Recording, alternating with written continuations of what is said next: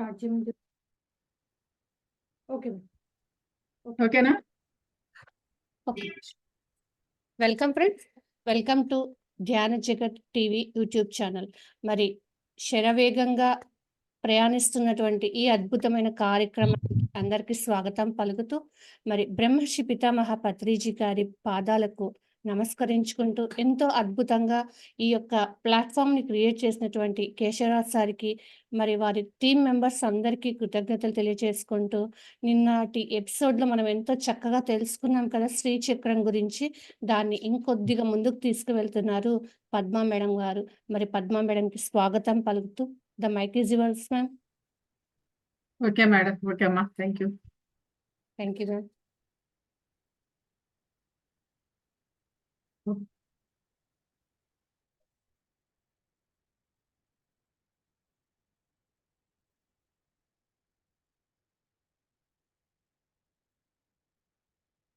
గురువర్యులు బ్రహ్మర్షి పితామహ పత్రిజీకి ఆత్మ ప్రణామములు, స్వర్ణమాల అమ్మ పాదపద్మకు నమస్కారములు. సకల గురుమండలికి ఆత్మ సుమాంజలి, విశ్వమాతకు అనంత కోటి ప్రణామాలు.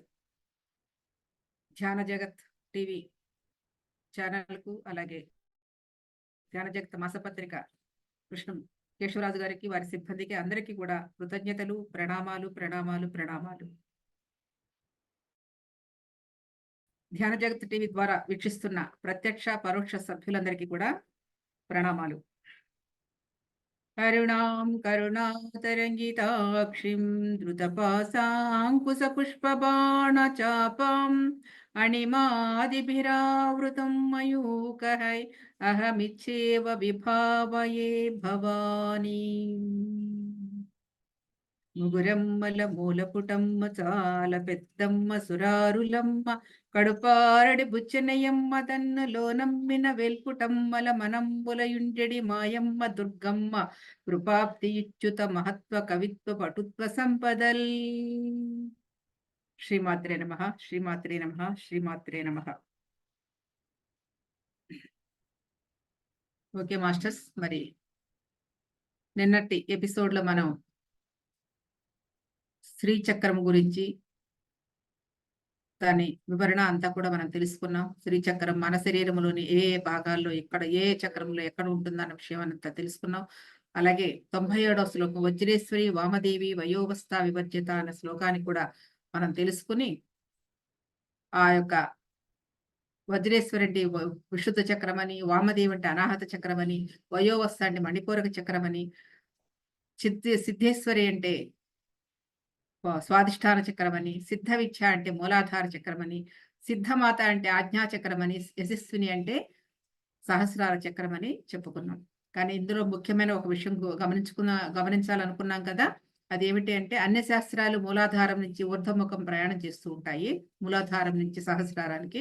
కానీ ఈ యొక్క లలితా సహస్రనామంలో మాత్రం విశుద్ధ చక్రం నుంచి కింద దాకా మూలాధారం వరకు వచ్చి, మూలాధారం నుంచి ఆజ్ఞాకి సహస్రానికి వెళుతుందని, ఇది ఒక ఆధ్యాత్మిక రహస్యమని, ఇది దీనికి పిండోత్పత్తి సంబంధించిన ఒక ఆధ్యాత్మిక రహస్యం ఉందని, తర్వాత మనం పిండోత్పత్తులు దాని గురించి చెప్పుకుంటామని చెప్పుకున్నాము. అలాగే అంటే ఈ యొక్క సహస్రార స్థితిలో మనకు ఆ పరమాత్మ తత్వం అనేది ఒక అఖండ చైతన్యం అంతా ఉంటుందని, ఆ శక్తి చైతన్యములుగా ఉంటూ సహస్రారములో చైతన్యం ఆగిపోయి శక్తి మూలాధారంలోకి ప్రవేశిస్తుందని, దాన్ని మరి ఆ యొక్క శక్తి చైతన్యములో ఆ మూలాధారంలోకి వచ్చి అక్కడి నుంచి మళ్ళా అంటే ఒక స్త్రీతత్వము పురుషతత్వము రెండు ఒకళ్ళలోనే ఉన్నాయి అన్న విషయాన్ని తెలియజేస్తూ, ఆ విధంగా మనకి ఈ యొక్క స్త్రీతత్వం మళ్ళా పురుషతత్వం సమాగం చెందినప్పుడు ఏకత్వ స్థితి పొందుతుందని అనుకున్నాం. అలాగే మన దేహంలోనే ఇడాపింగళ నాడులో చక్కగా పాము రూపంలో కనిపిస్తుంటాయని, అవి కనిపించకుండా ఉంటుందని, సుషుమ్నా నాడి కనిపించకుండా ఉంటుందని, ఆ నాడి జాగృతమైనప్పుడు ఆజ్ఞాచక్రం సహస్రారం చేరినప్పుడు అలాంటి అలౌకిక ఆనంద స్థితిని మనం పొందుతామని, దాన్నే అదే స్త్రీతత్వ పురుషతత్వ రెండు సమ్మేళనం అయినప్పుడు, సంగమం జరిగినప్పుడు కలిగిన ఒక ఆనందానుభూతి స్థితి అని, దానినే కుండలిని రహస్యం అని, పార్వతీతత్వం అని, శివతత్వం అని కూడా ఇలా చెప్పుకున్నాము. మరి చక్రం అంటే పరిభ్రమణం అని, అంటే తిరుగుతూ భూమి సూర్యుడి చుట్టూ ఎలా తిరుగుతుందో అలాగే జీవుడు కూడా భూమండలం అనే పాఠశాలకు వస్తూ పోతూ అనేక ప్రతి జన్మలోనూ కొంత జ్ఞానాన్ని నేర్చుకుంటూ వెళ్తూ ఉంటాడు. మరి ఆ జ్ఞానం తీసుకోవడానికి అక్కడికి రావటం వస్తూ ఉంటాడు, అనేక కర్మలు చేస్తూ ఉంటాడు. ఆ కర్మలు తామసిక రాజసిక కర్మలన్నీ కూడా మన మూలాధార స్వాధిష్టాన మణిపూరక చక్రములోనే ఉంటాయి. అక్కడి నుంచే మన కర్మలన్నీ ప్రారంభమవుతాయి. కర్మలన్నీ మనం ప్రక్షాళన చేసుకోవాల్సింది ఆ 3 చక్రాల్లోనే. సాత్విక కర్మలు అనాహత చక్రంలో ప్రారంభమవుతుందని చెప్పుకున్నాము. కాబట్టి ఎప్పుడు మూలాధార చక్రం నుండి విశుద్ధ చక్రం వరకు మానవుడు శైశవాత్మ దశలోను, బాల్యాత్మ దశలోను, ప్రౌఢాత్మ దశలోను, యవనాత్మ దశలోను, వృద్ధాత్మ దశగా పరిణామం చెందుతాడని, సహస్రార చక్రం చేరినాక అనంతాత్మగా వృద్ధి చెందుతాడని మనం ఈ యొక్క శ్లోకంలో చెప్పుకున్నాం నిన్న. మరి ఇక నుంచి ఈ రోజు నుంచి మనం ఒక్కొక్క చక్రం గురించి ఒక్కొక్క విశేషంగా తెలుసుకుందాం. ఓకే. వజ్రేశ్వరి ఇది 97వ శ్లోకమే. నామం 468వ నామం అన్నమాట ఇది. విశుద్ధ చక్రం యొక్క అధిష్టాన దేవత వజ్రేశ్వరి దేవి. మన వజ్రతుల్యమైన సంకల్ప శక్తిని, వజ్రేశ్వరిని, సూక్ష్మ శరీరాన్ని వజ్రాంగన అని కీర్తిస్తారు. అష్టసిద్ధులన్నీ ఈ వజ్ర శరీరంలోనే ఉంటాయి. లేదండి, మనది వజ్రేశ్వరి అంటే ఈ శరీరం మన వజ్రతుల్యమైన శక్తి, సంకల్ప శక్తి. అంటే శరీరమే కాదు, మన సంకల్ప శక్తి కూడా వజ్రంలా ఉండాలి. అంటే సంకల్ప వికల్పము లేని ఆ స్థితిని వజ్ర సంకల్ప శక్తి అంటారు. సో అట్లా ఉండాలని సంకల్పం. అలాగే వజ్రేశ్వరి సూక్ష్మ శరీరాన్ని కూడా వజ్రాంగన, మన హాస్టల్ బాడీని వజ్రాంగన అని కూడా కీర్తిస్తారు. అలాగే అష్టసిద్ధులన్నీ ఈ శరీరంలోనే ఉంటాయి. ఎక్కడంటే సూక్ష్మ శరీరంలోనే ఉంటాయి. అవే దాన్ని ఏమంటారు, వసిన్యాది దేవతలు. మనకి లలితా సహస్రనామ రాసిన వారు ఎవరు అనుకున్నారు? వసిన్యాది దేవతలు కదా. వారే వసిని, కామేశ్వరి, అరుణి, విమల, జయని, బోధిని, కౌళిని, సర్వేశ్వరి. ఈ దేవతా శక్తులు ఈ విశుద్ధ చక్రంలోనే పనిచేస్తుంటాయి. ఈ శక్తులన్నీ కూడా విశుద్ధ చక్రంలోనే పనిచేస్తూ ఉంటాయి. ఓకే. మరి ఈ శక్తులు ఏమేం చేస్తారో అన్నది ఒక్క నిమిషం చెప్తాను. ఒక్క నిమిషం ఉండండి, మీకు ఒక ఫోటో పంపిస్తాను మేడం. సో షేర్ చేయగలరా దీనిలో? చేయగలరా? వస్తుంది. నేను పంపిస్తాను. ఇప్పుడు ఇది విశుద్ధ చక్రం చూద్దరు కానీ ఇదిగో ఈ దేవతలందరూ ఎక్కడ ఉంటారో మనకు ఒకసారి చూపిస్తా. అది ఒక్క నిమిషం.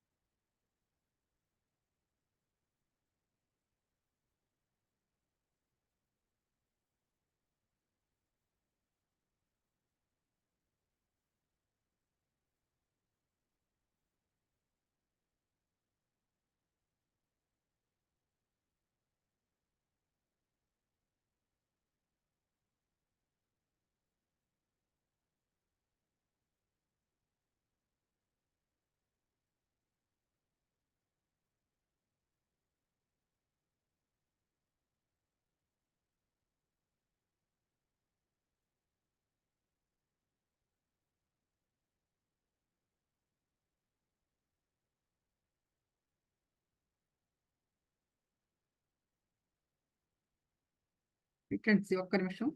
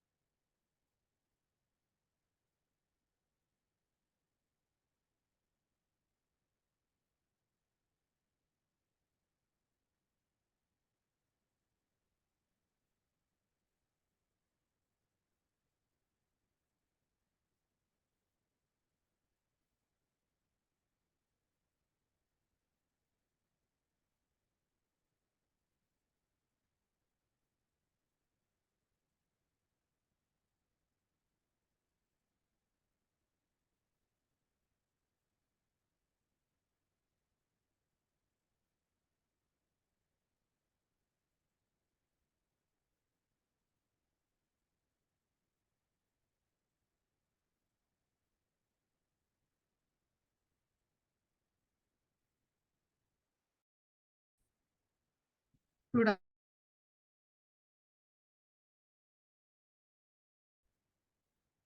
పంపించాను, చూడు ఒకసారి. వినపడిందా? పంపించాను. హలో.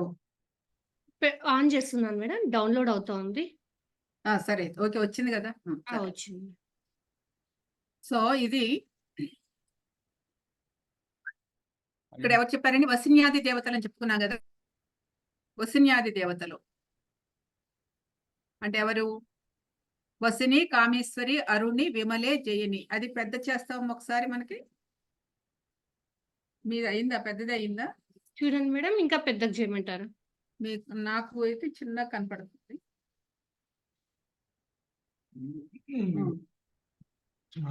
సరే సరే, చూస్తానండి అయితే నేను. Okay okay okay okay. పేర్లు వెళ్ళిపోయినాయి చూడండి, కొద్ది చిన్నది.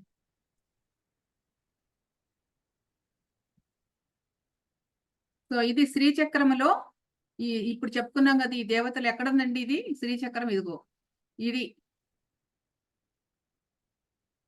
ఎక్కడ చూడండి, ఇదనమాట. ఇది ఉన్నారు కదా 8. సో ఇది దీనికి ఇది ఈ చక్రం, అది అట్లా. ఎవరు ఆ చక్రంలో ఎక్కడున్నారు చూడండి.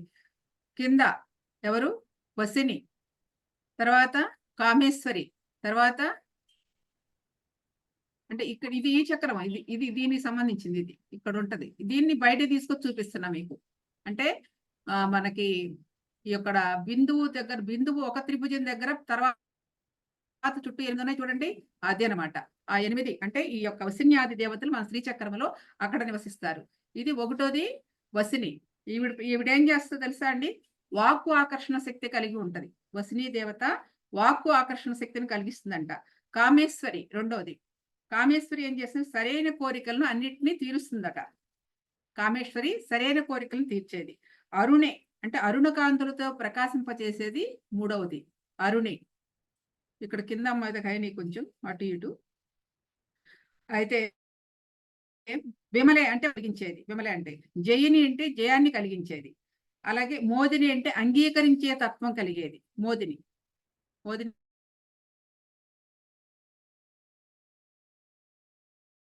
చేసేది. కౌళిని అంటే సర్వేశ్వరి అంటే అంతటా అందరిలో శక్తి రూపేణ ఉండేది. సో ఇది కాస్త అటు ఇటు అయినాయి. కాబట్టి ఈ 8 శక్తులు ఏవైతే ఉన్నాయో ఇవి శ్రీచక్రములో ఎన్నో చక్రం అనేది చూడండి. అక్కడ త్రిభుజం ఒకటి, ఇది బిందువు, తర్వాత ఒక త్రిభుజము, తర్వాత 8. ఆ 8 త్రిభుజాలతో కూడుకొని ఉంటది ఇది ఈ శక్తి మనలోనే. ఇది అనమాట. సరే, ఇప్పుడు మీరు విశుద్ధ చక్రం గురించి చూపించండి అమ్మా. శ్రీచక్రం ఉంది కదా, విశుద్ధ చక్రం ఉంది కదా, మీకు పంపించిన చక్రాలు. విశుద్ధ చక్రం చక్రాస్కి వచ్చేటప్పటికి విశుద్ధ మొదట్లో వచ్చింది. లేదు ఇంకా.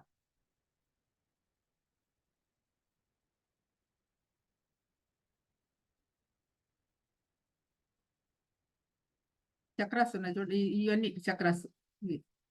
అది చూడండి, ఇది సహస్రార. తర్వాత వస్తుంది నెక్స్ట్ విశుద్ధ ఆజ్ఞ, తర్వాత విశుద్ధ మూడోది. ఇది ఆజ్ఞ తర్వాత వస్తుంది. అనాహత వచ్చింది. విశుద్ధ ఉందని చూడండి.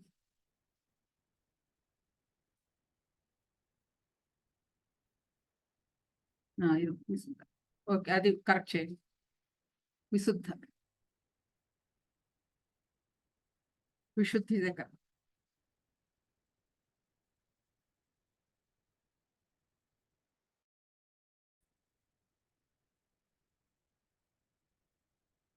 ఇక్కడే వస్తుంది. వెనక్కి వెళ్తే వస్తాం చూడండి. చూడండి, మూలాధారం.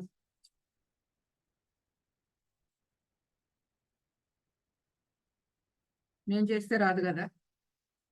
తర్వాత ఆజ్ఞ, తర్వాత విశుద్ధి, తర్వాత వస్తుంది విశుద్ధి. అది ఓకే, దాన్ని కొంచెం ఓకే మీరు సరిపడా చేసుకోండి. ఓకే, ఇది విశుద్ధి చక్రం అండి. అంటే ఇందాక ఇప్పుడు ఈ త్రిభుజంలో ఉంది చూసారంటే, ఆ త్రిభుజంలో ఆ చుట్టూ వశిన్యాది దేవతలు అలా చక్కగా ఆ వసిన్యాది దేవతలంతా ఉన్నారు. వాళ్ళు ఆ పనులు చేస్తూ ఉంటారు. వసిని, కామేశ్వర, అరుణి, విమలే, జయని, మోదిని, కౌళిని, సర్వేశ్వరి అని. అయితే ఇక్కడ ఈ విశుద్ధి చక్రంలో మూలమంత్రం ఏంటండి? అది హమ్ అని ఉంది కదా, మూలమంత్రం అది మధ్యలో ఉంది చూడండి. దాన్ని మూలమంత్రం అంటారు. ఇది ఓకే. సో అది అంటే ఆ త్రికోణంలో మూలమంత్రం హమ్ అనేది. ఇది 16 దళాలతో ఉంది చూడండి. 16 దళాలు. విశుద్ధ చక్రము చుట్టూ ఉన్న రేకులు ఉన్నాయి చూడండి, అవన్నీ 16 దళాలతో. అంటే 16 దళాలంటే అక్కడ 16 అక్షరాలు, అచ్చు అక్షరాలు ఆ నుండి అహా వరకు ఉన్నాయి. ఏవండి? విశుద్ధ చక్రములో మూలమంత్రము హమ్ము, దాని చుట్టూ 16 దళాలు కలిగి ఉంది. ఆ దళాలు ఆ నుండి హమ్ వరకు, సరే ఆ నుండి అహా వరకు ఈ యొక్క అచ్చులు అన్నమాట. అవి బీజాక్షరాలు వాటిని అంటారు. అంటే ఈ 16 అక్షరాలు తన కంఠస్థానమైన విశుద్ధి చక్రములో ఉంటాయి. ఎక్కడుంటాయండి? మన కంఠస్థానమైన విశుద్ధి చక్రములో ఉంటాయి. మరి అవే కదా మనం మాటలు పలికించేది. సో ఈ 16 దళాలతో కూడింది విశుద్ధి చక్రము. ఆ 16 దళాలు 16 బీజాక్షరాలతో కూడుకున్నది విశుద్ధి చక్రము. అది మూలమంత్రం హమ్ అని తెలుసుకుందాం. అయితే వాక్కు అనేది మనకు ఈ హచ్చులు, హల్లులతో కూడిన మొత్తం అక్షరాలు కలిస్తేనే కదా మనకు వాక్కు అనేది ఆవిర్భవిస్తుంది. అక్షరాల కలయికే కదా మన పదాలు వచ్చేది. సో ఇదంతా కూడా ఇక్కడ జరుగుతుంది అని చెప్పాం. మనం చెప్పుకున్నాం కదా, పరా పశ్యంతి మధ్యమ వైఖరి అని. ఎలా మనకు నిర్భావ స్థితి నుంచి పశ్యంతి దాకా వచ్చి, పశ్యంతి నుంచి మధ్యమ వచ్చి, మధ్యమ నుంచి వైఖరి అని మనం లాస్ట్ ఎపిసోడ్ లో తెలుసుకున్నాం. సో వైఖరి అంటే ఇక్కడికి వచ్చిన తర్వాత ఈ పదాలు ఈ అక్షరాలతో సమకూడి, అక్షరాలు అన్ని పదములుగా మరి పదములు అన్ని కలిపి వివిధ రకాలైన వైఖరియుక్తమైన మాటలుగా బయటకు వస్తుంది. ఇది విశుద్ధ చక్రంలో జరిగే ఒక ప్రక్రియ అని చెప్పుకున్నాం. కాబట్టి ఇక్కడి నుంచే వాక్కు ఆవిర్భవిస్తుంది. వాక్కు లేనిది సంభాషణ, సంబంధ బాంధవ్యాలు, మరి సాహిత్యము, పదాలు ఏమీ లేవు. అంతే కదా. అసలు ఈ వాక్కు లేకపోతే ఇంకా సంబంధ బాంధవ్యాలు ఏముంటాయి? ఏముండవు. కాబట్టి సాహిత్యం ఉండదు, సంబంధం ఉండదు, సంబంధ బాంధవ్యాలు ఉండవు, పద్యాలు ఉండవు, గీతాలు ఉండవు, పాటలు ఉండవు, ఏముండవు. కాబట్టి అన్నిటికీ మూలాధారము ఈ వాగ్భూషణమే ఉంటది. కాబట్టి ఒక్కొక్క అక్షరం అమ్మవారి పంచాదశ శక్తి పీఠంకి బీజాక్షరం అయి కూడా ఉంది. పంచాదశ అంటే మనకి 56 పంచాదశ అంటే 50. సో 50 అక్షరాలు, 50 శక్తి పీఠాలు మనకి 18 అష్టాదశ శక్తి పీఠాలు అంటారు. కానీ ఇక్కడ ఈ అక్షరాలు ఏవైతే ఉన్నాయో ఒక్కొక్క అక్షరము, ఒక్కొక్క బీజాక్షరము, ఒక్కొక్క శక్తి పీఠంగా కూడా వర్ణించబడింది. సో కాబట్టి ఇది శక్తిపీఠానికి అంటే ఈ అక్షరాల శక్తి పీఠానికి బీజాక్షరంగా కూడా మారింది ఈ విశుద్ధి చక్రము. మరి ఈ చక్రం యొక్క స్వభావం ఏంటో తెలుసుకుందాం మనం. దీన్ని ఆంగ్లంలో ఏమంటారంటే థ్రోట్ చక్ర అంటారు, ఇంగ్లీష్ లో. ఇక్కడ ఉంటుంది కాబట్టి ఇది థ్రోట్ చక్ర అంటారు. అలాగే ఇది కంఠానికి కొద్దిగా దిగువ భాగంలో, అంటే కంఠానికి కొద్ది దిగువ భాగంలో స్వరపేటిక ప్రాంతంలో ఇక్కడ నీలి రంగులో ఉంటుంది. దీని రంగు అదిగో అదే రంగు, నీలి రంగులో ఉంటుంది. ఈ స్వరపేటికకు ఉదాహరణ వాయువు తోడే, అంటే మనకి ఉదాహరణ వాయువు తోడే, ఆ వాయువు తోడైతేనే మనకు మాటలు వస్తాయి. వైఖరియుక్తమైన మాటలు రావాలంటే ఆ వాయువు పనిచేయాలి. మనం చెప్పుకున్నాం, మనం తీసుకునే వాయువు ప్రాణవాయువు, ప్రాణశక్తి వెళ్ళి నాభి దగ్గర పంచవాయువులుగా మారి ఒక్కొక్కటి ఒక్కొక్క పని చేస్తుందని చెప్పుకున్నాం. ఉదాహరణ వాయువు ఏం చేస్తుంది? కంఠం దగ్గరకు వచ్చి మన పలుకులు పలికించడానికి ఆ ఉదాహరణ వాయువు సహాయపడుతుంది. సో కాబట్టి ఉదాహరణ వాయువు ఇక్కడ ఉండి మనం మాట్లాడే మాటలకి సహాయం చేస్తూ వాక్కు తోడ్పడుతుంది ఆ ఉదాహరణ వాయువు. ఈ చక్రం చూడండి, అన్ని అక్కడ వేసాను ఆ యొక్క గుణాలు కూడా. ఈ చక్రం థైరాయిడ్ గ్రంథికి అనుసంధానమై ఉంటుంది. ఇక్కడే కదండి థైరాయిడ్ గ్రంథి మనకు ఉంటుంది. ఈ థైరాయిడ్ గ్రంథితో కూడా చాలా మంది బాధపడుతూ ఉంటారు, రకరకాల అనుభవాలు పొందుతూ ఉంటారు. కొంతమంది సన్నగా అయిపోతారు, కొంతమంది లావుగా అయిపోతారు, కొంతమంది ఎండిపోతూ ఉంటారు. రకరకాల అనుభవాలు ఉంటాయి గ్రంథితో. సో ఇది ఇక్కడ ఉండి, అంటే ఈ గ్రంథికి, ఈ చక్రాన్ని థైరాయిడ్ గ్రంథికి అనుసంధానమై ఉండాలని చేస్తుంది మన హార్మోన్స్ ని. ఇవన్నీ ఉన్నాయి చూడండి, ఇక్కడ ఎన్ని రాశాను. పంచభూతములు అంటే ఇది ఆకాశతత్వం, అందుకని పంచ తన్మాత్రలు అంటే శబ్దం అనమాట. ఇది పంచ జ్ఞానేంద్రియాల్లో చెవులు, పంచవాయువుల్లో ఉదాహరణ వాయువు. పంచభూతాల్లో కూడా ఇందులో ఉన్నాయి. ఇది వాయువుల్లో అంటే ఉదాహరణ వాయువుతోనే మన వాక్కు వస్తుంది. పంచకోశాల్లో ఇది ఆనందమయ కోశము. గ్రంథుల్లో థైరాయిడ్ గ్రంథు. దళములు 16 దళములతో కూడింది. మూలమంత్రము హమ్, అంటే ఈ ఉన్నాయి కదా, ఇవన్నీ బీజాక్షరాలు. అలాగే స్వస్వరం, సప్తస్వరం సప్తస్వరం ఏంటంటే పంచమం పా. సరిగమ పదనిసలో ఉంది కదా, పా అనేది ఈ యొక్క దానికనమాట అర్థం. ఓకే, ఒక్క నిమిషం.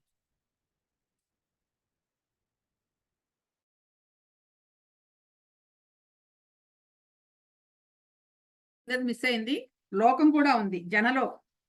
ఇది జనలోకం. అంటే జనలోకం అంటే మనం ఉన్న లోకం, భూలోకంలో జనలోకం అనమాట. సో ఇది ఈ గుణాలన్నీ దీంతో ఉంటాయి. ఇది అమ్మ మూలమంత్రము, చుట్టూ 16 దళాలతో ఉంటుంది. 16 దళాల్లో కూడా 16 అక్షరాలు ఆ నుండి అహా వరకు ఉన్నాయి. అలాగే థైరాయిడ్ గ్రంథి దీనికి అనుసంధానమై ఉంటుంది. వాయువుల్లో ఉదాన వాయువు దీనికి కనెక్ట్ అయి ఉంటుంది. జ్ఞానేంద్రియాల్లో చెవులు దీనికి కనెక్ట్ అయి ఉంటది. ఈ వాయువు శబ్దము ద్వారానే, మన పంచ తన్మాత్ర శబ్ద స్పర్శ ఉన్నాయి కదా, వాయువు ద్వారానే కదా మన శబ్దాన్ని వినగలుగుతాం. అందుకని శబ్దం అన్నారు. పంచభూతాల్లో ఆకాశతత్వం కలిగి ఉంటుంది ఈ విశుద్ధ చక్రం. సో ఇది దీని యొక్క, ఈ వజ్రేశ్వరి యొక్క ఈ వివిధ, ఇది చూసుకోవచ్చు, చక్కగా ఉంటాయి. ఇక్కడ లోకం అనేది జనలోకము కింద వచ్చింది కదా, జనలోకము. సప్తస్వరం అనేది పంచమం, అంటే సరిగమ పదనశలో పా అనేది. ఇది విశుద్ధ చక్రం యొక్క ఒక స్వరూపం, ఇలా ఉంటుంది. అయితే ఇక్కడ ఏం చెప్తున్నారు, ఈ అన్నిటికి అనుసంధానమై ఉండే తత్వం ఈ విశుద్ధ చక్రము. ఇది ఏం చేస్తుంది, మనలో మన హార్మోన్స్ ని బ్యాలెన్స్ చేస్తుందంట. ఇది సరస్వతీదేవి యొక్క వాక్ స్థానం. సరస్వతీదేవి యొక్క వాక్ స్థానం. ఈ చక్రాన్ని సాధిస్తే సాధకుడు పరమ పవిత్రుడవుతాడట. మరి అంతే కదా, వాక్ శుద్ధి వాక్ సిద్ధి. వాక్ శుద్ధి ఉన్నప్పుడే కదా వాక్ సిద్ధిస్తుంది. అందుకని పరమ పవిత్రుడవుతాడు. ఆత్మ దర్శనానికి ఆటంకాలన్నీ తొలగిపోతాయి.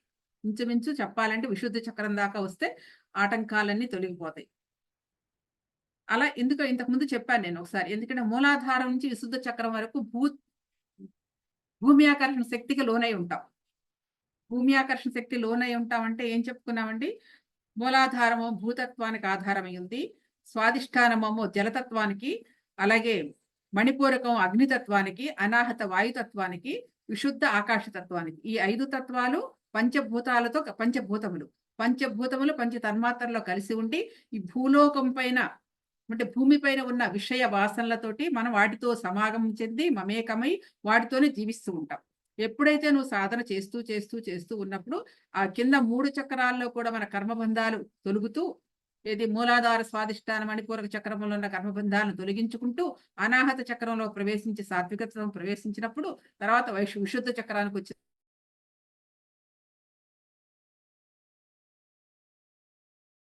వచ్చేటప్పటికి కొంత చక్రానికి వచ్చినప్పుడు ఈ పంచభూతముల యొక్క ఆకర్షణ ఉంది చూసారంటే, ఈ ఆకర్షణ తగ్గిపోతుంది. ఎక్కడికి, విశుద్ధ చక్రానికి వచ్చేటప్పుడు. అంటే భూమి ఆకర్షణ శక్తి తగ్గి విశ్వాకర్షణ శక్తికి మనం వెళతాము. ఇది బ్యాలెన్స్ ఇక్కడ. ఈ 5 చక్రాలకి మనం భూమితో, మనం ఈ పంచభూతాలతో అనుసంధానమై ఉంటాం. ప్రాపంచిక స్థితిలో అనుసంధానమై ఉంటాం. ప్రాపంచిక విషయాలతో, రాగద్వేషాలతో, అరిషడ్వర్గాలతో అనుసంధానమై ఉంటాం.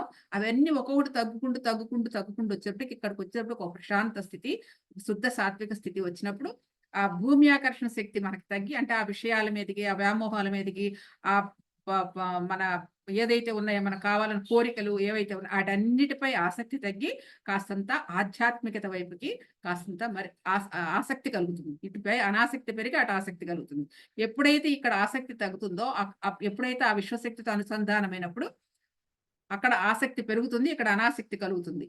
ఆ అనాసక్తి కలిగినప్పుడు ఏం జరుగుతుంది, ఆ విశ్వశక్తి అలా మనకి పైకి లాగబడుతుంది. చూడండి, మనకి విశుద్ధ చక్రముల పై, మన సహస్రారం పైన యొక్క శక్తి ఎలా ఉంటుంది అంటే, ఇది ఇక్కడి నుంచి పైకి మనం సాధన బాగా చేస్తున్నప్పుడు మనకు అనిపిస్తుంది, బయటికి రాబుద్ది కాదు, అలా కూర్చోవాలనిపిస్తుంది. అంటే ఎక్కడ నువ్వు కనెక్ట్ అయ్యి ఆ విశ్వంతో అనుసంధానం అవుతున్నావు. అంటే విశ్వశక్తి బాగా కనెక్ట్ అయినప్పుడు ఈ పంచభూతాల యొక్క స్థితులు నీకు తగ్గిపోయి, అనుభూతులన్నీ కాస్త, ఆ స్పర్శానుభూతులన్నీ కూడా తగ్గిపోయి శూన్య స్థితిలో ఆ విశ్వశక్తితో అనుసంధానం అయినప్పుడు అలాంటి అనుభూతి కలుగుతుంది. అదే భూమి ఆకర్షణ శక్తి తగ్గటం, విశ్వాకర్షణ శక్తికి అనుసంధానం అవడం అనేది విశుద్ధ చక్రం దగ్గర జరుగుతుంది. సో ఇక్కడ దాకా మనం వచ్చినప్పుడు వీటికి తగ్గిపోయి ఆ విశ్వానికి అనుసంధానం అవుతాం అన్నది ఇక్కడ మనం నేర్చుకోవాల్సిన విషయం. ఇది ఇంతకుముందు చెప్పాను, కానీ జరుగుతుంది. ఇది మన సాధనలో, మన సాధనా ప్రయాణంలో జరిగే ప్రక్రియ ఇది. కాబట్టి ఇక్కడికి వచ్చేటప్పటికి, ఇక్కడ సరస్వతీదేవి ఉంటుంది, వాక్స్థానం అని చెప్పుకున్నాం కదా. ఇక్కడ మనం మాట్లాడే మాట ఎంత శుద్ధమైందంటే అంత ఆ వాక్కు సిద్ధిస్తుందని చెప్పుకుంటాం. అలాగే అది తీసేయం, ఇంకా అవసరం లేదు, ఒకటే అయిపోయింది. ఇంకా ఇది కూడా తెలిసింది కాబట్టి అవసరం లేదు. సో ఇక కాబట్టి ఆ చక్రాన్ని గనక సాధిస్తే సాధకుడు అంటే ఎప్పుడు సాధకుడు పవిత్రుడవుతాడు? నువ్వు ఈ యొక్క బాహ్య విషయాల మీద అనాసక్తి కలిగినప్పుడు, నీకు ఆసక్తి ఆధ్యాత్మిక చింతనలో ఆ విశ్వశక్తితో అనుసంధానమైనప్పుడు నీకు ఆ పవిత్రత అనేది, ప్యూరిటీ అనేది పెరుగుతూ ఉంటది. రాను, రాను, రాను, రాను మనలో ప్యూరిటీ పెరుగుతుంది.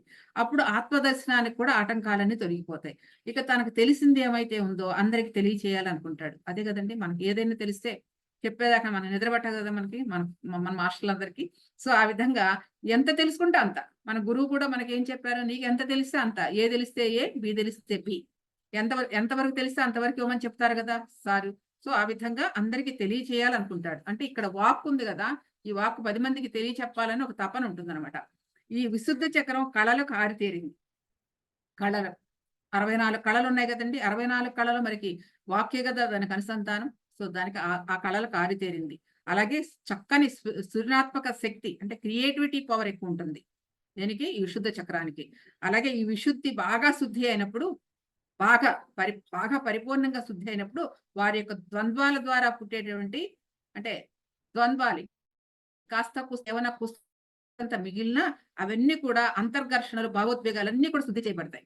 విశుద్ధ చక్రానికి వచ్చేటప్పటికి అంటే మూలాధారం నుంచి విశుద్ధ చక్రానికి చేరేటప్పటికి అక్కడ కాస్తంత ఏమన్నా ఇంకా ద్వంద్వ భావాలతో ఉంటే అక్కడ రాను రాను మనం ఆ విశుద్ధ చక్రాన్ని బాగా యాక్టివేట్ చేసుకుని మన బాగా శక్తి సంపాదించుకున్నప్పుడు ఆ ద్వంద్వాలు అంటే లోపల ఉంటాయి అంతర్ఘర్షణలు. బయట తెగిపోయినట్టు ఉంటుంది. కానీ మనసులో కొంత కొంత ఘర్షణలు జరుగుతూ ఉంటాయి. సో, ఆ ఘర్షణలు కూడా తగ్గిపోయే స్థితి వస్తుంది. తద్వారా బాగా శుద్ధి చేయబడతాయి. అంటే అంత పవిత్రత చేకూరుతుంది. తద్వారా ఏమవుతుంది? ఎప్పుడైతే నీకు ఆ ప్యూరిటీ వస్తుందో, ఆ ప్యూరిటీ వస్తుంటే దానిలో నీ నీ నీ నుంచి వచ్చే ప్రతి వాక్కు ఒక మంత్రమే. మాటే మంత్రం అన్నారు. సో, అలా మంత్రంగా సాధిస్తావు. అలాగే ఈ వాక్కుపై ఎప్పుడైతే పట్టు సాధిస్తారో, అలాగే కవిత్వం రాయగలరు, పాటలు రాయగలరు, మరి ఆ సంగీతాన్ని ఆస్వాదించగలరు. అలాగే వారి జీవనశైలి కూడా ఎప్పటికప్పుడు నిత్య నూతనంగా ఉంటుంది. ఎందుకంటే ఎప్పుడు క్రియేటివిటీ మైండ్ గదా! ఏదో ఒకటి కొత్తది చేద్దామని, కొత్తది తెలుసుకుందామని, కొత్తది చెప్పాలని. సో, ఇలాంటి సృజనాత్మక శక్తి ఉంటుంది కాబట్టి, ఆళ్ళ లైఫ్ కూడా ఎలా ఉంటుంది? ఎప్పుడు ఏదో ఒకటి కొత్తగా తెలుసుకొని చెప్పాలనే ఉద్దేశంతో ఉంటారు. అందుకని ఎప్పటికప్పుడు నిత్య నూతనంగా ఉంటారు. ఎవరండి? ఈ విశుద్ధ చక్ర స్థాయి వాడు. అలాగే వారి జీవనశైలి ఎప్పుడు నిత్య నూతనంగా ఉంటుంది. అలాగే వాగ్భాషణము భూషణంగా ఉంటుంది. అలాగే మిత భాషణం చాలా తక్కువ మాట్లాడతారు. ఎంతవరకు మాట్లాడాలో అంతవరకే. మిత భాషణం ప్రియ భాషణంగా మారుతుంది. మరి అంతే కాకుండా స్మిత భాషణం. స్మిత భాషణం మీన్స్ చక్కగా నవ్వుతూ మాట్లాడతారు. ఆ స్మిత భాషణం ఏంది? సత్య భాషణంగా మారుతుంది. చక్కగా వాగ్భాషణం భూషణంగా, మిత భాషణం ప్రియ భాషణంగా, స్మిత భాషణం సత్య భాషణంగా ఇది ఇలా మారుతుంది. అంటే నీ వాక్కు అంత పవిత్రత చెందుతుంది ఈ విశుద్ధ చక్రములో అన్న విషయాన్ని తెలియజేస్తున్నారు. కాబట్టి ఈ విశుద్ధ చక్రం భావ వ్యక్తీకరణ కేంద్రమైంది. భావం. మరి భావమే కదండి. మనం ఏదైనా ఇప్పుడు మాటలు అనుసంధానమైన వాక్కు. అక్కడ ఏం చెప్తున్నారు? భావ వ్యక్తీకరణ నీ లోపల ఏ భావం అయితుందో దాన్ని వ్యక్తం చేయాలంటే అదే కదా మాధ్యమం. విశుద్ధమే కదా! కాబట్టి ఇది భావ వ్యక్తీకరణకి కేంద్రమై ఉంది ఈ విశుద్ధ చక్రం. ఈ చక్రం బ్యాలెన్స్‌డ్‌గా ఉంటే ఏదంటే ఈ విశుద్ధ చక్రం బ్యాలెన్స్‌గా ఉంటే, సమస్థితిలో ఉంటే మన ఎమోషన్స్ అన్నీ కూడా మన అధీనంలో ఉంటాయి. భావోద్వేగాలు ఉండవు. బ్యాలెన్స్‌గా ఉంటాం. వస్తాయి రాకుండా ఉండవు. వచ్చినా కూడా బ్యాలెన్స్ చేసుకుంటాం. అంటే అక్కడ నీకు ఆ పట్టు దొరుకుతుంది విశుద్ధ చక్రంలో. సో, కాబట్టి ఆ అధీనంలో ఉంటాం. ఈ చక్రం బ్యాలెన్స్ చేసుకోవడానికి మనిషి ఎప్పుడు తన మనసుకు నచ్చిన పనులు చేస్తూ చూడండి. ఆ బ్యాలెన్స్ అంటే ఆ సమతుల్యత కావాలంటే తనకు నచ్చిన పనులు చేస్తూ అందుకే క్రియేటివిటీ మైండ్ అన్నారు కాబట్టి ఎప్పటికప్పుడు కొత్తగా ఏదో చేసుకుంటూ తనకు నచ్చిన పనులు చేస్తూ భావాన్ని వ్యక్తీకరణను మెరుగుపరుచుకోవాలని అంటే చెప్పే విధానంలో గాని, చేసే విధానంలో గాని మెరుగుపరుచుకోవాలనే తలంపుతో ఉంటాడు. అంటే క్రియేటివిటీ మైండ్ కలిగి ఉంటాడని చెప్తున్నారు ఇక్కడ. మనకు ఎందులో సంతోషం కలుగుతుందో ఆ అంశాలను చేస్తూ అందులో ప్రావీణ్యం పొందుతూ తమ మీద తమకిష్టం కలిగించుకున్నది చేస్తారు. ఇప్పుడు మన పిరమిడ్ మాస్టర్లందరికీ చాలా ధ్యానం చెప్పడం చాలా మందికిష్టం. అలాగే శాకాహార్యాలు చేయడం కొంతమందికిష్టం. అలాగే పిరమిడ్‌లు కట్టడం కొంతమందికిష్టం. కొంతమందికి కలెక్షన్ చేయటం ఇష్టం. కొంతమందికి ధ్యానం క్లాసులు చెప్పడం ఇష్టం. కొంతమందికి పాటలు పాడటం ఇష్టం. ధ్యానానికి సంబంధించినయి. సో, ఇట్లా రకరకాల కోణాల్లో ఎందుకంటే నీ లోపల ఏదైతే ఇష్టం అనిపిస్తుందో ఆ ఇష్టాన్ని మెరుగుపరుచుకుంటూ ఆ అంశాలనే ఇంకా ఆ అంశాలపైనే ప్రావీణ్యం పొందుతూ తమ మీద తమకు ఇష్టం ఏర్పరచుకుంటారు. ఈ యొక్క విశుద్ధ చక్రముల యొక్క ఈ చక్రం గనక గతి తప్పితే అంటే బ్యాలెన్స్ తప్పితే ఏమొస్తుందో చెప్తున్నారు. వ్యక్తీకరణ లోపిస్తుంది. అంటే నువ్వు సరిగ్గా మాట్లాడలేవు. దాన్ని సరిగా నువ్వు వ్యక్తం చేయలేవు. నీ మాట పాపం అనుకుంటారు చాలామంది. చాలా లోపల చెప్పాలని ఉంటదండి. కానీ చెప్పలేరు. కొంతమంది ఉంటారు కదా! కొంతమందేంటిలో చాలామంది ఉంటారు. వ్యక్తం చేసేవాడు ఒక కళ.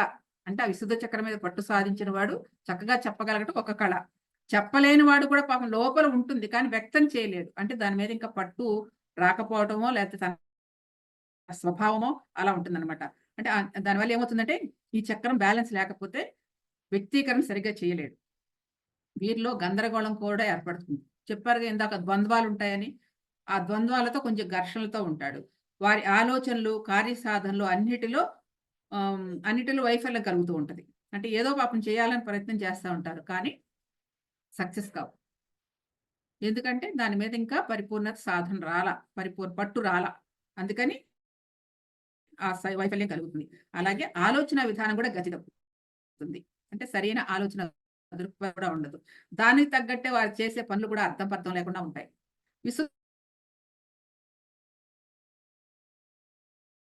ఇదిగో ఇలాంటి థైరాయిడ్ సమస్యలకు కూడా లోనవుతుంది.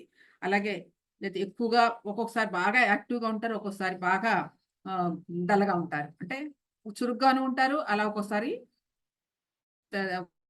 ఒక ఉదాసీనంగా కూడా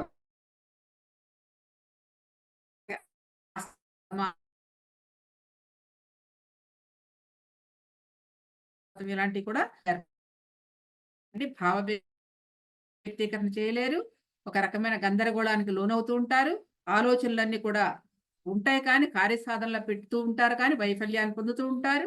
అలాగే మరి అంటే సరైన ఆలోచన విధానం కూడా గతి తప్పుతూ ఉంటది. అలాగే దానికి తగ్గట్టు వారి ఆలోచనకు తగ్గట్టు ఆ పనులు కూడా అస్తవ్యస్తంగా ఉంటాయి. అలాగే విశుద్ధ చక్రం యాక్టివేషన్ లేనప్పుడు థైరాయిడ్ గ్రంథులకి మరి అనేక రకాల సమస్యలకు కూడా ఆస్తమా, ఊపిరితిత్తుల్లో ఇలాంటివన్నీ కూడా లోనవుతూ ఉంటాం. ఏదండి ఈ చక్రం సరిగ్గా లేనప్పుడు. మంచిగా ఉన్నప్పుడు ఎలా ఉంటదో, లేనప్పుడు కూడా ఎలా ఉంటది. అంటే పట్టు కలిగినప్పుడు విశుద్ధ చక్రం ఎలా ఉంటది, ఆ విశుద్ధ చక్రంలో పట్టు రానప్పుడు ఎలా ఉంటుందన్న కూడా విషయాలు తెలియజేస్తున్నారు. ఈ యొక్క సాధనా ప్రభావం అంటే ఆ విశుద్ధ చక్రం మీద సాధన చేసినప్పుడు దాని ప్రభావం ఏంటో కూడా తెలియజేస్తున్నారు. ధ్యాన సాధన ద్వారా కుండలి శక్తిని విశుద్ధిలో ప్రతిష్ఠించినప్పుడు సంపూర్ణ శక్తితో ఎప్పుడైతే సాధన చేసి ఇక్కడ కనుక మనకు అంటే ఒక్కొక్క చక్రం మీద ఒక్కొక్క శక్తిని మనం ప్రసరింప చేసుకుంటూ అంటే మనకి ఒక్కొక్క అక్కడ మనం భావన చేస్తూ ఆ ఎనర్జీ అంతా అక్కడ ఉందని మనం భావన చేయాలండి. చేసినప్పుడు అదే ఆ శక్తి అంతా అక్కడ కేంద్రీకృతం అవుతుంది. దానివల్ల కేంద్రీకృతమైన శక్తి ఎప్పుడైతే అవుతుందో దానివల్ల ఎక్కువ ఎనర్జీ సంపాదించుకుంటది. అక్కడ స్థితం అవుతుంది. కాబట్టి కుండలి శక్తిని విశుద్ధిలో ప్రతిష్ఠించినప్పుడు సంపూర్ణ శక్తితో 16 దళములు వికసించి ఉన్నాయి కదా చుట్టూ 16 దళములు. ఆ 16 దళములు వికసించి వారిలో ఉన్న అంతర్గత శక్తి వాగ్ధాటిగా బయటకొస్తుంది. అంటే ఆ 16 దళములు ఏంటంటే అక్షరాలే కదా, బీజాక్షరాలే కదా. ఆ బీజాక్షరాలంతా కూడా శక్తివంతమయ్యి వారు మాట్లాడే మాటకు చక్కగా ఆ దళములు వికసించి చక్కటి వాగ్ధాటిగా బయటకొస్తదంట ఆ వాక్కు. ఇది ఎట్లా అంటే ఎలాగైతే ఒక విత్తనం భూమిలో నాటకపోతే చెట్టు రాదో, అలాగే ధ్యానం చేయకపోతే ఏ వ్యక్తికి శుద్ధమైన వాగ్ధాటి రాదు. భూమిలో విత్తనం వేస్తే ఒక విత్తనం వేస్తే 1000 గింజలొస్తాయి. అంటే బస్తాలు-బస్తాలొస్తాయి. కొద్దిగా గింజలేసామంటే అందుకే ఒక చోట ఎక్కడో చెప్పారు. భూమాత ఒక 10 గింజలేస్తే 10 రెట్లు పంటనిస్తది. శ్రీమాత మనకు వ్యక్తం అవ్వదు. జ్ఞానాన్ని ఇస్తుంది గానీ వ్యక్తం అవ్వదు. భూమాత ఇచ్చే ఫలం వ్యక్తమవుతుంది. శ్రీమాత ఇచ్చే ఫలం వ్యక్తం అవ్వదు. సో, ఇక్కడ కూడా అదే చెప్తున్నారు. అది మన శక్తి, మన వాగ్ధాటి అంత పెంపొందిస్తుందనమాట. కాబట్టి ఎవరైతే దానికి చక్కగా ధ్యానం చేస్తే ఆ వాగ్ధాటి బాగా వస్తుంది. చేయకపోతే మళ్ళా శుద్ధం కాదు కదా! ప్యూరిటీ రాదు. కాబట్టి ఆ చైతన్యము, ఆ అంటే చైతన్యము, హం అంటే శక్తి. అంటే అహం అనే పేరుంది కదా! అహం అంటారు కదా! ఆ అంటే చైతన్యము, హం అంటే శక్తి. అంటే శక్తి చైతన్యముల కలయిక వలన రజోగుణం ఏర్పడి సృష్టి ఆవిర్భావం జరుగుతుంది. సృష్టి ఆవిర్భావం రజోగుణం లేకపోతే సృష్టి జరగదు కండి. చెయ్యాలని సంకల్పమే కదా! ఇందాక అనుకున్నాం కదా మనం. ఆ జగన్మాతృక పలు రూపములో నేను వ్యక్తం అవ్వాలని ఒక ఆలోచనే బిందువు అని. కేంద్ర బిందువు అని చెప్పేసి అనుకున్నాం కదా. సో కాబట్టి ఈ శక్తి చైతన్యముల కలయికే సృష్టి ఆవిర్భావం జరుగుతుందని చెప్తున్నారు. అంటే అహం అంటే రజోగుణం. మరి ఆ పనులు చేయాలంటే కొంచెం రజోగుణం అయితే పనులు చేయలేమండి. శుద్ధ సాత్వికతలో పనులు చేయలేం. పనులు చేయాలంటే రజోగుణం ఉండాలి. అది సరైన రజోగుణం. సరైన రజోగుణం. సో అలా ఉన్నప్పుడు అది సృష్టి ఆవిర్భావం జరుగుతుంది. ఈ విశుద్ధ చక్రం ఆకాశతత్వానికి ప్రతీక. ఆకాశతత్వం అంటే విశుద్ధ చక్రం ఆకాశతత్వానికి చెప్పుకున్నాం కదా. ఒక్కొక్కటి ఒక్కొక్క తత్వానికని శబ్ద స్పర్శ రూప రసగంధాలు చెప్పుకున్నాం. ఒక్కొక్క తత్వానికి అలా ఉన్నాయని చెప్పాం కదా. అంటే ఆకాశం అంటే విశాలమైనది, దానికి అంతం లేదు, ఎండ్ లేదు. అంటే అంత విశాలమైనది. అంటే అక్కడ ఏంటి, మన ఆలోచన, మన చేసే ఆలోచనలు అంత విశాల దృక్పథంతో ఉండాలి. అలాగే మనం చేసే పనులు లోక కళ్యాణం కొరకు ఉండాలి. అలాగే మనం చూపే ప్రేమ, దయ, కరుణ అనంతంగా పొంగి పొరలాలి. అదనమాట ఆకాశతత్వం అంటే. కాబట్టి ఆకాశతత్వంలో శబ్దం వినగలుగుతాం. అందుకని ఆకాశవాణి అని అంటాం. అంటే మన మాటలన్నీ ఎక్కడి నుంచి వినిపిస్తాయంటే, ఇక్కడి నుంచి మీకు అక్కడికి వినిపిస్తున్నాయి. ఇక్కడి నుంచి అనేక దేశాలకు వెళుతున్నాయి. జూమ్ ద్వారా ఇవన్నీ ఏంటి, ఎలా వెళ్తున్నాయి? ఇదంతా శబ్ద తరంగాలే కదా. సో శబ్ద తరంగాల ద్వారా ఇక్కడి నుంచి కొన్ని వేల వేల కిలోమీటర్ల సప్త సముద్రాలు దాటి కూడా వెళ్తుంది కదా. దాన్ని ఆకాశవాణి అని అంటారు. అంతేకాకుండా ఋషులు తపస్సు ద్వారా ఆకాశంలో అంటే ఆ యొక్క చైతన్య స్థాయిలో ఉన్న ఋషులు ఎవరైతే ఉన్నారో, చైతన్య స్థాయిలో ఉన్న ఆ పరమాత్మ ఏదైతే ఉందో, ఆ పరమాత్మ నుంచి అందుకోబడేది కూడా, ఋషులు అందుకోబడేది కూడా ఆకాశవాణియే. అలాగే కదా మన యొక్క వేదములన్నీ వచ్చినవి ఆకాశం నుంచే వినబడినవి. అపౌరుషేయములు అంటారు. ఎవరు రాయబడినవి కాదు కదా. ఆకాశం అంటే ఆ పరమాత్మ నుంచి వినబడినవి. ఆ శబ్దము ద్వారా ఋషులు దర్శించారు, శ్రవించారు. విన్నవాళ్ళు విన్నారు, దర్శించిన వాళ్ళు దర్శించారు. సో అలా రాయబడినవి తప్ప వారి సొంతంగా ఎవరు రాసినవి కాదు వేదాలు. దానిని ఆకాశవాణి అంటారు. కాబట్టి అనంత శూన్యం నుండి ఆకాశం సృష్టించబడింది. అనంత శూన్యం నుండి. ఆకాశం అంటే మనకు కనపడేదే అని శూన్యం అనుకుంటాం. కాదు, ఆకాశానికి ఆవల ఉన్నది ఒక చైతన్యం, మహా చైతన్యం. అది చెప్పుకుంటూనే ఉన్నాం. ఆవల అంటే మనకి కంటికి కనపడనటువంటిది అనమాట. సో అది నిర్గుణ ప్రపంచం అంటారు. కాబట్టి దాన్ని అనంత శూన్యం నుండి ఆకాశం సృష్టించబడింది. అనంత శూన్యం నుంచి ఆకాశం సృష్టించబడింది. ఆకాశ తత్వం నుంచి వాయుతత్వం. చూడండి మళ్ళీ ఎలా కింద దిగుతుందో. అంటే అనంతమైన ఆ చైతన్యం నుంచి ఆకాశం సృష్టించబడింది. మరి ఆకాశం నుంచే వాయుతత్వం సృష్టించబడింది. వాయుతత్వం నుంచే అగ్నితత్వం సృష్టించబడింది. అగ్నితత్వం నుంచే జలతత్వం సృష్టించబడింది. జలతత్వం నుంచే పృథ్వీతత్వం ఏర్పడ్డాయి. పైనుంచి కిందకి అనంతమైన ఆకాశం నుండి, అనంతమైన శూన్యము నుండి, అనంతమైన శూన్యం నుండి ఆకాశము, ఆకాశము నుండి వాయువు, వాయువు నుండి అగ్ని, అగ్ని నుండి జలము, జలము నుండి పృథ్వీ. సో ఇలా మనకి పంచభూతములు అనంత ఆకాశము నుండి, అనంత శూన్యము నుండి ఏర్పడినవి. అది ఆకాశతత్వము. ఇది ఆకాశము, ఇది వాయువు అనాహత చక్రము, మణిపూరక అగ్నితత్వము, స్వాధిష్టాన జలతత్వము, మూలాధారం పృథ్వీతత్వము. మనలోని ఇవన్నీ. కాబట్టి పృథ్వీతత్వం అంటే మూలాధారం నుండి కుండలిని శక్తి విశుద్ధ చక్రం చేరినప్పుడు ఈ విశుద్ధిలో ఉన్న 16 దళాలు వికసించి చంద్రునిలోని ఉన్న 16 కళలు ఎలా ఉన్నాయో, చంద్రునిలోని ఉన్న 16 కళలు ఎలా ఉన్నాయో అలాగే సాధకుడు 16 కళలతో పూర్ణచంద్రుని వల్ల వికసిస్తాడు. అలాగే పరమానంద స్థితిని పొందుతాడు అని చెప్తున్నారు. 16 కళల గురించి మనం చెప్పుకున్నాం కదా. నిత్య షోడశికారూపిణి అని, నిత్య షోడశికారూపిణి అని చెప్పుకున్నాం కదా. అంటే ఏంటి, చంద్రుని యొక్క 16 కళలు దేనితో పోల్చుకోమన్నారు? మీకు గుర్తుందో లేదో మళ్ళా గుర్తు చేస్తా. చంద్రుని యొక్క 16 కళలు అంటే పాడ్యము నుంచి 15వ తిథి వరకు ఉన్న తిథులు వృద్ధి పొందుతాయి. వృద్ధి అంటారు. అంటే పెరుగుతూ ఉంటాయి కదా. చంద్రుడు ఇలా పాడ్యము నుంచి మొదలై అలా పెరుగుతూ 15 రోజులకి చక్కగా రౌండ్ గా తయారైపోయి పూర్తిగా పూర్ణబింబంలో తయారవుతాడు. 16వ నాటి పౌర్ణమి 16వ కళ అని చెప్పుకున్నాం. అలాగే అలా మళ్ళా పౌర్ణమి, మళ్ళా పాడ్యము నుండి అంటే ఇదేమో శుక్లపక్షం, అదేమో కృష్ణపక్షం. కృష్ణపక్షం అంటే నెమ్మదిగా ఆ పాడ్యము నుండి ఒక్కొక్క కాస్త దిగుతూ మళ్ళా 15వ తేదీ వచ్చిన తర్వాత మళ్ళా 16వ కళ ఏదంటే అమావాస్య. అమావాస్య ఏమనుకున్నారు? పౌర్ణమి తిథులు అంటే శుక్లపక్షమేమో మన జ్ఞానాన్ని అభివృద్ధి చెందడానికి, కృష్ణపక్షమేమో మన కర్మలను తగ్గించుకోవడానికి, కర్మలు క్షయం చేసుకోవడానికి, వృద్ధి క్షయములు అంటే జ్ఞానపరంగా వృద్ధి చెందడానికి మన 16 కళలు మళ్ళీ అమావాస్య కృష్ణపక్షంలో ఉన్న తిథులము మన కర్మలు క్షయం చేసుకోవడానికి అనే భావన కలగాలి. ఆ భావనతో ధ్యానం చేయాలని చెప్పుకున్నాం నిత్య షోడశికారూపిణిలో. అంటే 16వ తత్వమైన అమావాస్య వచ్చేటికి సంపూర్ణంగా శూన్యమైపోద్ది. అంటే ఏంటి అక్కడ 16వ కళ మనసు శూన్యం అవటం. 16వ కళ అక్కడ పౌర్ణమి చంద్రులా పౌర్ణమి ప్రకాశిస్తూ ఉంటది అక్కడ. ఇక్కడికి వచ్చేటప్పటికి శాంతం శూన్యం అయిపోవటం. ఇక్కడ కర్మలు క్షయమవుతున్నాయి, మనసు శూన్యం అయిపోతుంది. అక్కడ జ్ఞానం అభివృద్ధి చేసుకుంటున్నాం, మొహం పౌర్ణమి చంద్రులాగా వికసిస్తూ ఉంటది కదా. ఇది ఆకాశం యొక్క 16 కళలతో పూర్ణచంద్రుని వలె వికసిస్తాడు. ఎక్కడండి? ఈ యొక్క విశుద్ధ చక్రంలో ఉన్న 16 దళములు ఉన్నాయి కదా. ఆ 16 దళములు ఉన్న బీజాక్షరాలు ఏవైతే ఉన్నా వికసించినప్పుడు చంద్రుల్లో ఉన్న 16 కళల్లాగా 16వ కళమైన పౌర్ణమి చంద్రునిలాగా పూర్ణచంద్రులో వికసిస్తాడు, స్థితిని పొందుతాడు అన్నది చెప్తున్నారు. అలాగే గరళకంఠుడు అంటే గరళకంఠుడైన శివుడికి ఇష్టమైన స్థానం విశుద్ధి చక్రం. లేదండి, ఆయనకి ఇష్టమైన స్థానం విశుద్ధి చక్రం. ఎవరికండి? మన శివయ్య గారికి. క్షీరసాగర మదనంలో ఆవిర్భవించిన రత్నాలను అందరూ తీసుకున్నారు. అన్ని వచ్చినాయిగా. కామధేను వచ్చింది, మరి ఐరావతం వచ్చింది, సంపద వచ్చింది, లక్ష్మీదేవి వచ్చింది, అన్ని వచ్చినాయి కదా. కానీ అందరూ ఎవరికి వాళ్ళు తీసేసుకున్నారు. గరణం వచ్చినప్పుడు ఎవరు తీసుకున్నారండి? ఎవరు తీసుకోలేదు కదా. పాపం ఆయనే వచ్చాడు. కాబట్టి దేవతలందరూ అమృతపానాన్ని గ్రోలేందుకు సన్నిధులైతే ఆలాహలం పుట్టుతో భీతి చెంది అందరు పారిపోతారు. ఎవరికాళ్ళు ఆ విషపు జ్వాలలు భరించలేక ఎవరికాళ్ళు దేవతలు రాక్షసులు అందరూ పారిపోతారు. అప్పుడేం చేస్తాడు ఈయన? శంకరుడు మాత్రం ఆ గరళాన్ని చక్కగా పానం చేయగలిగాడు. ఆ అమృతాన్ని పానం చేసేవాడు దేవుడైతే విషాన్ని పానం చేసేవాడు మహాదేవుడు అయ్యాడు.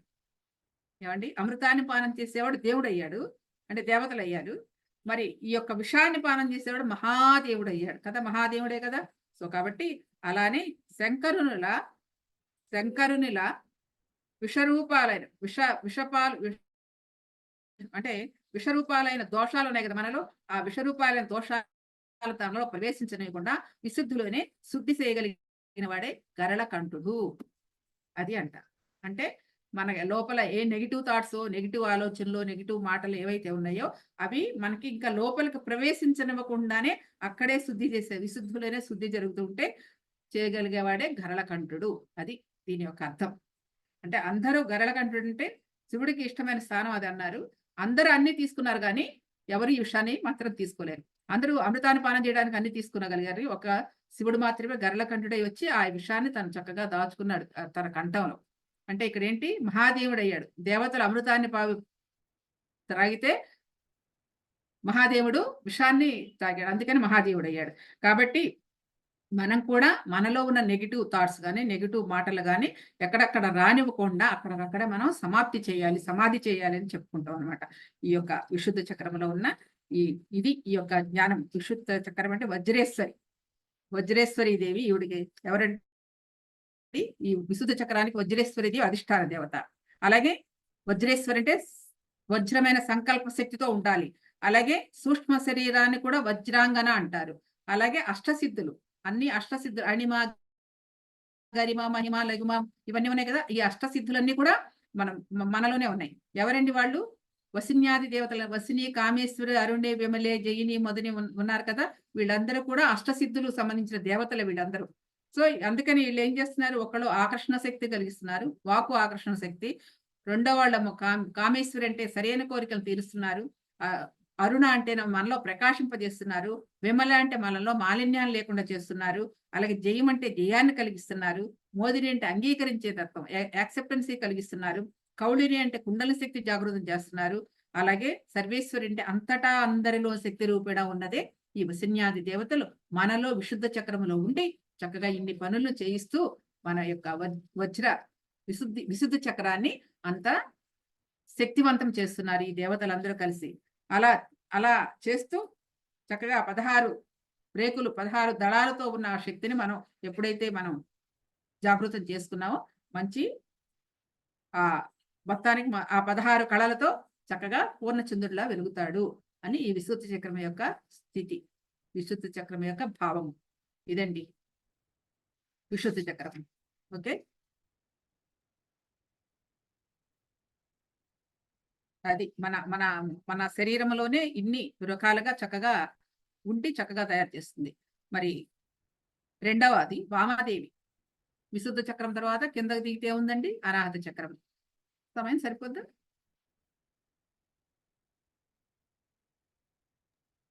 మీ ఇష్టం అండి. కంటిన్యూ చేద్దాం అంటే కంటిన్యూ చేద్దాం. లేదంటే రేపు కంటిన్యూ చేద్దాం. ఇది కూడా చాలా సేపు పడద్ది. ఒక గంట పడుతుంది ఇది కూడా. అయితే ఇది సెపరేట్‌గా రేపు చెప్పుకుందాంలే ఆ! మేడం. ఆ! రేపు చెప్పేసుకుందాం సెపరేట్‌గా. సరే. ఇదొక్కటి ఈ రోజుటికి కంప్లీట్ చేసుకొని మళ్ళీ రేపటికి ఇది చెప్పుకుందాం. సరే అయితే. సో, కాబట్టి ఈ విశుద్ధ చక్రం మరొకసారి మరి ఆ వీడియో చూసి చక్కగా దాన్ని అవగాహన చేసుకోండి. మరి మీకు ఇందాక నేను చెప్పిన ఆహ్, వసిని దే వస్ వజ్ వసిన్యాది దేవతలు ఎక్కడుంటారో మన శ్రీ చక్రములోనే 8 తో 8 త్రిభుజాలతో ఉంటారని చెప్పుకున్నాము. అదంతా కూడా మన శరీరంలోనే. ఎక్కడో లేదు. మొత్తం అంతా మనలోనే చూపిస్తున్నారు. సో, ఈ యొక్క విశుద్ధ చక్రాన్ని మనం సంపూర్ణంగా అవగాహన చేసుకొని, దాని మీద మనం కేంద్రీకరించి సాధన చేస్తే, మన విశుద్ధ చక్రం చాలా ప్యూరిటీ పొందుతుంది. ఆ యొక్క స్థితి ద్వారా అన్న విషయాన్ని మనం గ్రహించుకుంటూ, మరలా ఒకసారి మనం ఆ విశుద్ధ చక్రం పైనే ధ్యానిస్తూ 10 నిమిషాలు ధ్యానం చేద్దాం. ఓకే. Okay madam.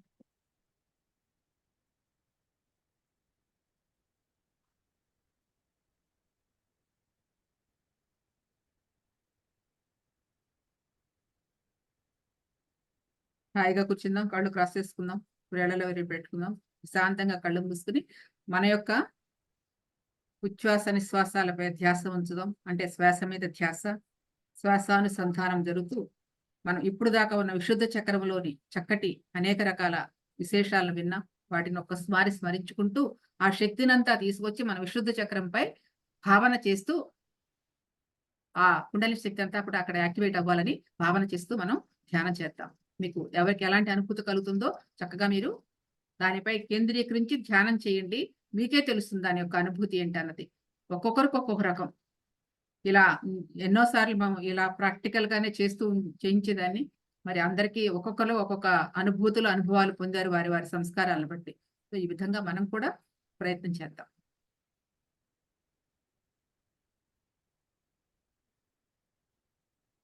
మనలోని కుండలిని శక్తినంతా కూడా ఆ విశుద్ధ చక్రంపై స్థాపితమవ్వాలని, విశుద్ధ చక్రంలో కేంద్రీకృతమవ్వాలని కుండలి శక్తి భావన చేస్తూ, దానిపైనే దృష్టి పెట్టి,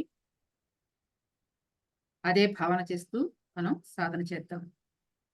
మనసుని ఎటూ కదల్చకుండా, ఏ ద్వంద్వములు లేకుండా, ఏ ఆలోచనలు లేకుండా, సంపూర్ణంగా, పరిపూర్ణంగా ఆ శక్తినంతా అక్కడే కేంద్రీకృతం చేద్దాం విశుద్ధి చక్రంలో. విశుద్ధి చక్రంలో ఉన్న 16 దళాలను వికసింప చేసుకుందాం. 16 దళాల వికసింప చేసుకున్నప్పుడు మనలో చక్కటి వాగ్ధాటి, చక్కటి భాషణ, చక్కటి భావము అన్నీ కూడా వ్యక్తమవుతాయి మన నుండి. మనం మాట్లాడే ప్రతి ఒక్క మాట ఇతరులకు వాగ్భూషణముగా, వాగ్భాషణముగా, హితముగా, మితముగా, సత్యముగా భాసిల్లింపబడుతుంది. ఈ విశుద్ధ చక్రంపై ధ్యానం చేస్తే మన వాక్కు ఇతరులని సత్యభూషితులు చేస్తుంది. సత్యవంతులు చేస్తుంది. ప్రియహితులను చేస్తుంది.